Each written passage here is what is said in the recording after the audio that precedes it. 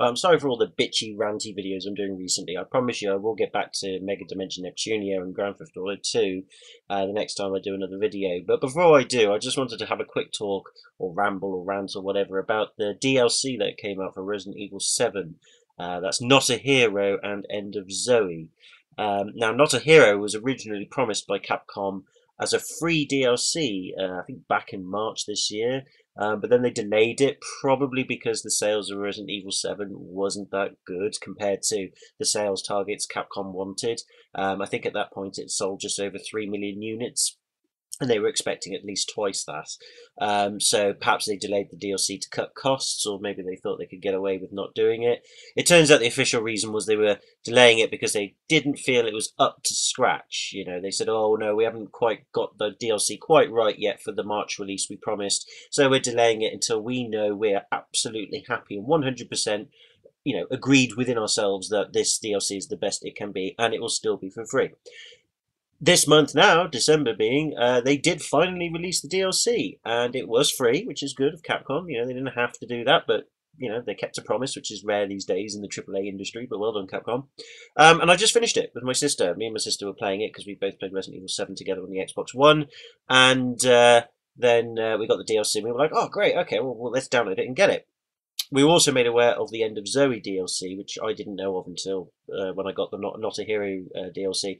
But you have to pay for that one. That was £12, at least in the UK anyway. And I thought, well, we'll download the Not a Hero one because that's the one we want to see, and we'll see how that goes, and then we'll weigh up whether we're going to purchase End of Zoe. Sorry, not a Zoe. My apologies, I'm getting them wrong. End of Zoe. I said, well, we'll do Not a Hero because that's free, and then we'll see how that goes, and then we'll do End of Zoe. So we downloaded Not a Hero, and we're all excited to play it. And, the good thing is, with the DLCs, you get to play as Chris Redfield, and he's been given a new makeover. He no longer has arms the size of tree trunks, and he looks a little bit more like an older version of himself from Code Veronica, I guess. And maybe from the old Resident Evil games, the remake perhaps, a bit of an older version, except not quite as barrel-faced or barrel-headed. He's got kind of a normal face. So he's had a new makeover again. He looks alright, looks a bit dishevelled, but whatever, he is older now. And he's voiced by, I think, the same voice actor that did it for Chris in Resident Evil 5, I think. Don't quote me on that, he sounds similar. At least for the English voice acting anyway. And basically it carries on from the end of the 7th game, so it's actually sequel DLC, which is quite nice. I like sequel stuff for DLC for a main game, so that's pretty cool. And basically, yeah, you're just clearing up what Lucas left behind in the main game. If you haven't played the main Resident Evil 7 game, by the way, you might as well go ahead and play that game and watch an LP of it. So I don't want to spoil anything for you guys and girls, because I will be spoiling a little bit of the story here for the DLC. If however you don't care, or you've already played the DLC yourself, or you've already played the main game, carry on. But essentially what happens is Chris is working for Umbrella, which has now come back as a new company. And basically he's working for this Umbrella company on behalf of the BSAA, the group of people that are going against biological weapons from the previous games, because this new Umbrella company is righting the wrongs of the old Umbrella companies. So basically they are correcting everything that went wrong with Umbrella, and they're trying to root out all of the biohazards out there and make right. In other words, make amends. That's their mantra, apparently. You don't know who's leading it, other than apparently it's made up of former executives or former employees, at the very least, of the old Umbrella. So already they're thinking, really? So old Umbrella employees, A, they're still alive, because a lot of them got mutated or killed, and B, they grouped together and said, let's make Umbrella what it should be, and let's correct all the wrongdoings of Umbrella. That's a bit of a bizarre motivation to go about, and also, we're going to go and conveniently go to biohazard locations, and we're going to stop it all and correct it. Obviously you're suspicious. But according to the DLC, however, that I have played, they seem to have honest intentions for now, at least for the Not a Hero DLC anyway, so that's kind of cool. But a bit weird and a bit stupid, like they couldn't just call themselves under the name or something, but whatevers. So that's that. So Chris is basically working with them on behalf of the BSAA, and he's been sent to where the Baker family were when he played as Ethan in the main game, to basically track down Lucas, because Lucas doesn't get caught at the end of the main game of Resident Evil 7, he sort of gets away. And basically what's going on is Lucas is contacting another group known as the Connections, very original name, in that he's been working with them, researching more about this moulded stuff that's been going on, the new sort of viral outbreak thing. It's like this bacterial moulded fungi thing, whatever the fuck. And he's been doing some experiments on the side in a secret lab that's very close to the Baker family area, I think, anyway. It's a bit hard to tell. And basically now he's trying to get out of his commitments to this connections group, and my keys just dropped on the floor there, sorry about that, and basically tie up loose ends and get away from what's happened in the main game of Resident Evil 7, and Chris is just after him to finish things up. And basically you go back through a little bit of the content for Resident Evil 7, the mine bit, as Chris, and you've got like a new head visor set. He's got like this all army PMC private military company, which Umbrella has become as well. Umbrella's now a PMC company. And he's got all these new gizmos and stuff like that. And then you basically go in with a pistol that's named after the Samurai Edge, the pistol that you had in Resident Evil 1 and 2. So it was a nice nod to those games. And a shotgun, automatic shotgun. They're both codenamed Albert Wesker weapons for some reason. I don't know, another Easter egg maybe. And you can collect herbs and health and all that. Well, not herbs, actually. No, what does Chris use for healing? Oh, he uses medical syringes instead of herbs and chem stuff that he collects to heal himself. And that's your only two weapons. You've got this pistol and the shotgun. You don't get any other weapons with Chris. Oh, and a knife. You got your knife. And basically, you're going through the mines and you're just chasing down Lucas and killing a few molded. And it turns out that Umbrella sent some team members down the mine before Chris, and they got caught. And apparently these were some of their top members of the Umbrella PMC team that they sent down to get Lucas. And all three of them get caught, and all three of them die, and all three of them give Chris something to help him on his mission that he's doing because the other three couldn't do it. I mean, for fuck's sake. I know Resident Evil's not to be taken seriously. It's not a series that really is serious. It all started as a B-movie thing anyway, so, forgive me for being a little bit nitpicky here, but this fucking top team of Umbrella that they sent down there to sort it out, as always, as cliched as it is, no, they get caught and trapped by Lucas's deviant traps, and they all die. Chris tries to save them, and stupidly he doesn't. And Lucas comes back and obviously messes around with Chris, and he straps bombs to people's necks and shit. Like, how Lucas is able to do all this shit so quickly and in a small space of time is very difficult. I know Lucas is meant to be some sort of child prodigy in terms of like his engineering skills and all that, but he does all this so fast when he's on the go, and you're like, how did you set that shit up? Did you have it all set up in the first place? How did you get the bombs on the necks? And then he straps a bomb onto Chris's arm that we have to disarm at some point. It's all really bizarre. Really badly edited as well. But anyway, I'm getting ahead of myself. So yeah, you're going after Lucas, and you pick up files that talk about a little bit about Evelyn's development and Lucas's behaviours and all that sort of shit. Still deliberately vague, but it's there. And you're fighting some molded, and there's some new molded enemies. Yes. And Capcom said, "Oh, there's some new enemies in this game." And I was like, "Ooh, okay, then yeah, that'd be cool." They're shit. Okay, they're basically just molded, but white. Effectively, they're just white-coloured molded or white patented molded, and you can't kill them with conventional weapons. You have to have special bullets. You have to find these like anti-mold bullets, and yeah, that's it. Really, they're not really that special. There's some new features though in terms of like Chris has a facial sort of helmet mask thing, gas mask thing. And occasionally you'll go into areas in the mine. You go further into the mine, by the way, that you couldn't do before as Ethan. And you go into areas that are like full of this weird poisonous moldy spore stuff. And you have to use this filter to filter it out, but the filter only has a certain time limit on it. So basically it's like forced time sections where you're trying to get through these filtered, these smoggy areas of molded and mold spores and stuff. And the filter sort of protects you from it for a bit before you start losing health. But the biggest problem I have with the whole setup, though, is they give Chris fuck all. I mean, they give him some weapons. They give him a pistol and a shotgun to deal with shit. You think, yeah, fair enough, that's standard, whatever's. That Umbrella give him to help deal with the problem. But they give him a shitty filter. But the top team members they sent down before him that get caught by Lucas, you salvage equipment off them. You salvage a better filter off one of these guys, a better filter, and you're there thinking, why has this guy got a high quality filter that stands up to the spores better? It like buys you extra time and all that sort of shit to get through the spores before they contaminate you. Why was he given this special filter and I wasn't? Why was I given this shitty substandard filter? Why was this guy given a better filter? Why didn't we all have this good filter? It just makes no sense that Umbrella would only equip some of their colleagues with certain bits of kit, but it's like standard shit. So you get a better filter of one of your dead comrades later, and you think, well, why wasn't I given this as standard? And not only that, Chris has, like I said, he has like this helmet thing which gives you like a sort of visor look, a bit like a Halo visor look-ish. But there are some areas in the mine that's too dark for you to see. You need night vision. but you don't have night vision, and you're like, what the fuck wasn't I given night vision? Surely you can implement it in a helmet that has visor shit, gives you data and stats and stuff in your field of vision. Why the fuck I ain't got night vision? But guess what? You can get night vision, and it's from another team member. Yeah, another team member that Umbrella sent down had night vision. Not the other ones though, just that one team member. And you're thinking, again, why weren't we all given night vision as standard equipment? What the fuck? It makes no sense. So you're like, okay, well, whatever. So you have to go get the night vision to go through some of the other areas. And there's one other piece of equipment that you have to get. I can't fucking remember what it was. I don't remember what it was, but it was something stupid. And or maybe that was just it, and the other things was the bullets or something for the gun that have anti-mole bullets. That threw me off thoroughly. I thought that was a bit stupid.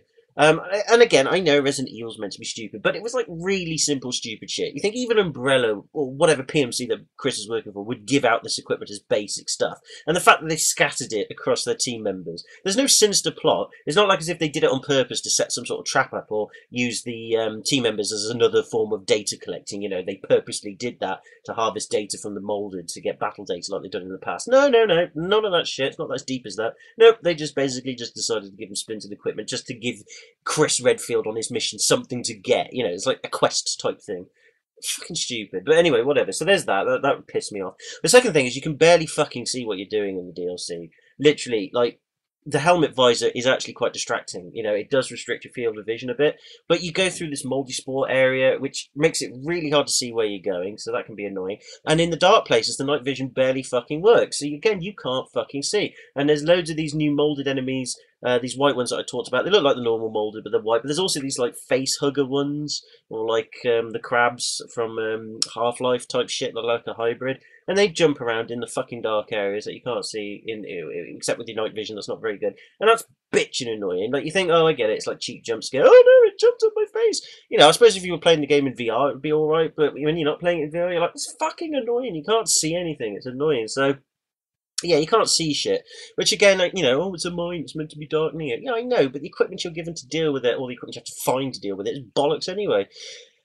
So yeah, so there's that. So that's annoying. And also overall the content is just really lackluster. I have no idea what Capcom was talking about when they said, oh, we've stalled it for quality assurance to make sure it really is the best we can produce for our consumers, for the people who bought the game. No, it fucking didn't.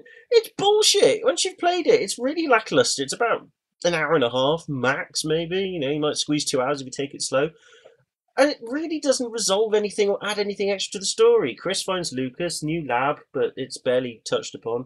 New molded enemies are disappointing. There's not much more to it. You get Lucas, you kill him, he turns into like another standard sort of tyrant-looking creature with a big fuck me heart thing you have to shoot a few times with his shotgun. The big like, oh, I'm mutating, oh, it's all scary. And you think, oh no, he's going to do a jack and all that. But no, he's got the big fuck me heart. You just shoot him a million times with the shotgun.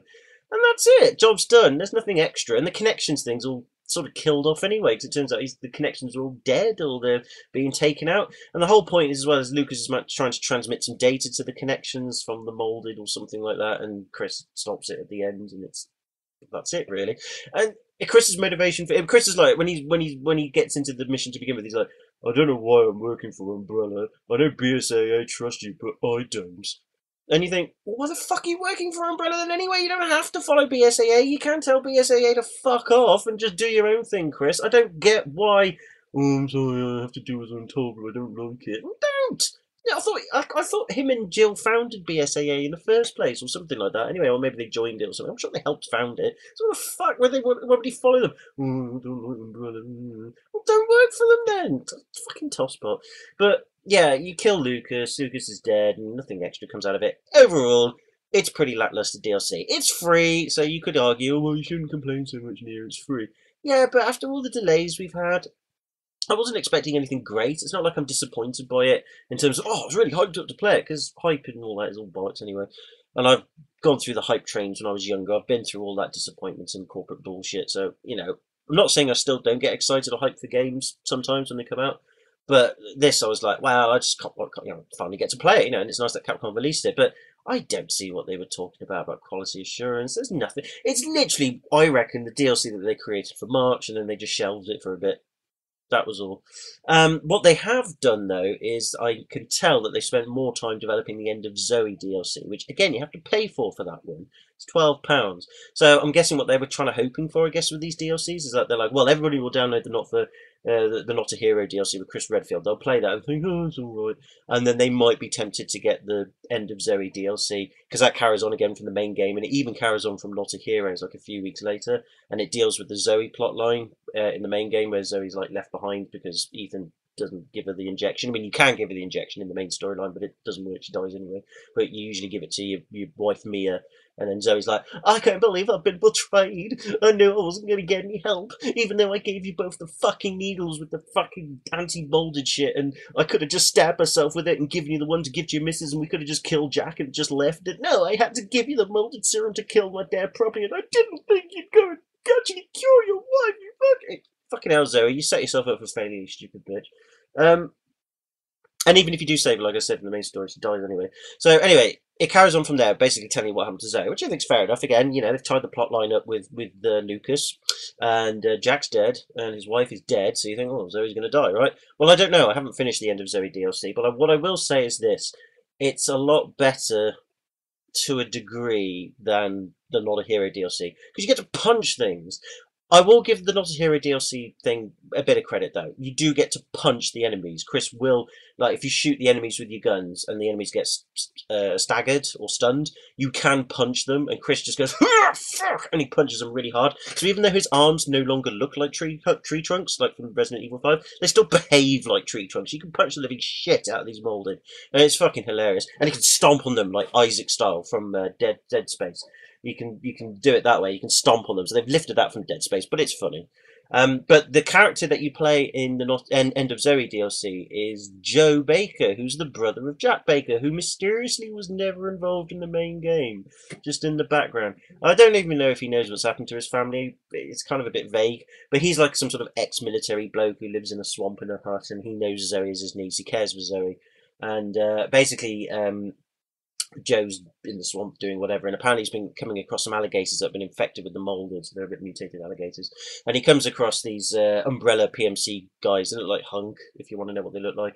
And Hunk from Resident Evil 2, you know, they're the old umbrella PMCs, you know, gas masky submachine gun dudes that fuck everything up for Resident Evil 2. They look like that. He finds a couple of them looking at Zoe, who's basically staggered through the swamp, and then she's sort of half crystallized, like they do in the main game, the Baker family, when the mold gets to a certain point or they get damaged so much, she sort of half crystallizes, and she loses her clothes as well. She goes naked, except the private parts are covered with this crystal. So she looks quite beautiful, actually, but at the same time you're thinking, what a weird design choice. But anyway, she sort of half crystallizes. You think, oh, she's dead. But she's not, apparently. She's still alive, and there's a cure for her. So, again, I haven't finished the DLC yet, but basically you play as Joe, who's trying to find the cure for Zoe. And you don't have any guns in it in the DLC for Joe. You punch everything. Like, they take the punching mechanic and go, I bet the people playing Not a Hero would have liked the punching mechanic and the stomping mechanic we stole from Dead Space. Let's put it in this DLC, but that's all you get. And Joe's like a fucking boxer kicker dude. And it's so fun just punching the living shit out of the molded. You just suspend all scare factor and disbelief throughout it. Just punching the shit out of all these things. And the new main enemy in the End of Zoe DLC is like the Swamp Thing creature. It literally looks like the Swamp Thing. It's really cool. And you have to have like a proper fist fight with him. It's fucking amazing. It's so stupid. It's amazing. In VR, it would be absolutely awesome. But that's as far as I've got with it. And I'm not going to reveal the rest of the story for that because I've yet to do it. But the point of me rambling on this, at least, was just talking about the Not a Hero DLC is the main thing. And just just wondering why Capcom delayed it all this time. Personally, I think it's because, like I said earlier, Resident Evil 7 didn't sell as many copies as they'd hoped, so they were probably going to shelve it and hope people forget about it to save them some money. Or maybe they were thinking of bringing it out and trying to sell it, but then they knew that wouldn't work after all the controversies that's been going in the AAA development. So they put in the AAA gaming industry with EA and Activision and all that shit. So they probably thought, well, we'll bring it out, but bring out this End of Zoe DLC we'll work on and charge £12 for that. And then, you know, if you get both DLCs, then they average out at £6 a piece if you choose to buy the End of Zoe one. So I think that's what they've tried to do, to try and recoup some of the money from the free DLC and just money in general. But do you know what? The End of Zoe DLC at the moment, it's been fun. It's not really worth £12, but if you get both of them and you've paid the £12 for End of Zoe, I think they're both worth about £6 each. You know, they're both about an hour and a half long. they're not really essential for the main game, but yeah, they're alright. But I think the Not a Hero one's the weakest out of the two. End of Zoe is a lot more fun, and you want to see what happens to Zoe. Hopefully she does live, but we'll see, I don't know. Don't spoil it for me in the comments if you know, because I need to finish it off. I'm nearly there, but I haven't finished it yet. But I just thought I'd rant about it, because I just thought, Capcom, what in God's name have you done? You haven't done anything extra to this at all. So yeah. So there you go. There's my rant on that, my rambly rant on that. But yeah. But is it worth getting? Yeah, it's free. If you've played Resident Evil 7 and you've yet to play Not a Hero, watch an LP of it. Yeah, get it. It's free. You might as well. But it's not great. But it's not bad either. It's just a bit stupid and a bit pointless and not really worth the wait, shall I say. End of Zoe, though, maybe wait for it to come down in price, or if you've yet to get Resident Evil 7, Capcom have released Resident Evil 7 Gold Edition, where they've bundled all the DLC, including the previous DLC, together in one package. If you haven't got the main game, get that, it's better value. If you have got the main game and you've got the Season Pass, then obviously you get the DLC, it comes free. Because if you bought the Season Pass with the main game, you'll get the End of Zoe DLC for free anyway. But I didn't, because I just didn't see the point. I wasn't interested in the banned footage DLC they came out with. I didn't really give a shit about that, so I didn't pay for that. But yeah, but there you go. So that's that. So that's my just 2 cents on that. So I apologise for rambling for over 20 minutes. I was trying to keep it short, but you know me, I always go on forever. So what do you think? Did you like the DLC? Do you think it's worth it and all that shit? I don't know. Leave some comments if you wish or whatever. But until then, thank you very much for listening to me rant and ramble again. Leave your thoughts, feelings, likes, dislikes, you know the drill. And hopefully I'll see you with another video that isn't a rambly rant video, but the next instalment of Mega Dimension Neptunia. It won't be tomorrow night because I'm around at my grand's, but I'll probably get one out Saturday. Mega Dimension Neptunia, and we'll see where we'll go from there. So thank you very much, guys and girls. I'll see you in the next video. Bye for now.